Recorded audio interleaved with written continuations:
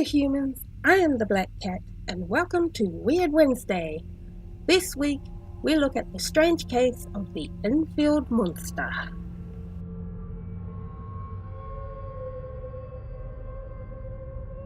One night at around 9:30 in April 1973, Henry McDaniel heard scratching at his door. He thought it may have been a bear at first.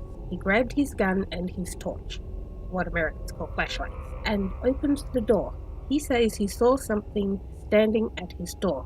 It had 3 legs, all in a row, had short little arms, a flat body, wide head. It was 4.5 to 5 feet tall and was greyish coloured. When he pointed his torch at its eyes, they glowed pink. Henry fired several shots at the creature. He believed that at least one shot hit it. He says it hissed at him like a wildcat and jumped away. Henry then called the police to report what happened.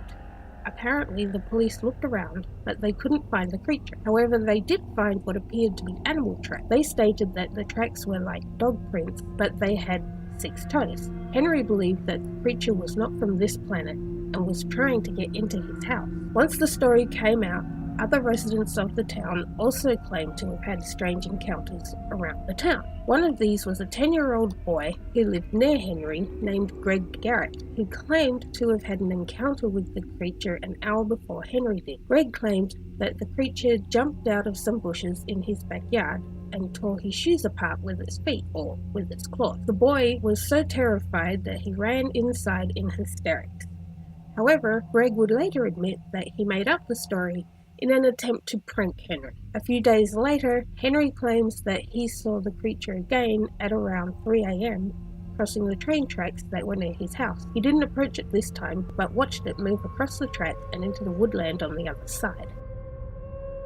A radio station in a neighbouring town called WWKI sent their news director, Rick Rainbow, and some other employees to Enfield to investigate the story.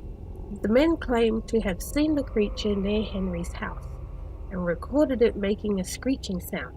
Unfortunately, as much as I tried, I couldn't find the recordings. Apparently, they were never released to the public.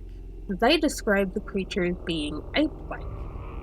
As the story spread, some of the young people would go monster hunting. They also claimed that they saw the creature and fired at it, causing other people to become concerned about random people shooting at everything. So the local sheriff stopped them and charged them with hunting out of season.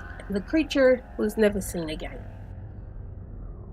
So, what are the theories? Well, apparently, a University of Illinois anthropology student also recorded a screeching sound in the woods while he was investigating this story and theorized that it may be some kind of ape. Apparently, there have been ape sightings around this part of the US for many years. Rick Rainbow was also in contact with a man named Ed Phillips, who owned a pet shop and claimed that a kangaroo had escaped the year before. Phillips believed that the creature may have been his missing kangaroo. Henry disagrees with this theory because he says he knows what a kangaroo looks like because while serving in the military, he was stationed in Australia and even had a pet kangaroo at one stage. Then there's the theory that Henry just misidentified a normal animal, possibly a bear. I'm not sure about that theory because just like with kangaroos, I'm sure a local to the area like Henry would recognize a bear. Also, of course, a theory that it was an alien or an alien's pet that had escaped and they picked it up, or it was some kind of military government experiment mutant creature that had escaped a lab somewhere. You can never be too sure.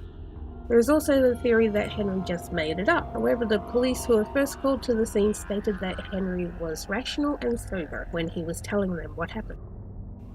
So what really happened in Enfield on an April night in 1973? Did Henry have a close encounter with some strange creature, or was Henry just strange himself? What about the prank? What about the radio station employees that claimed to have also seen it? I would like to think that it happened just as Henry described, that in 1973 a strange creature was roaming the neighbourhood of Enfield, but we may never know. I am fascinated with this story because it's one of those stories that's just there on its own, like the Green Children of Woolpit. It happened once and we're still talking about it today. People are still discussing it and people like me are still wondering, what was that creature? Why was it trying to get into Henry's house? Where did it come from? Where did it go? Anyway, that brings us to the end of this mystery. I hope you enjoyed it. Let me know your thoughts and I'll catch you next week. Bye!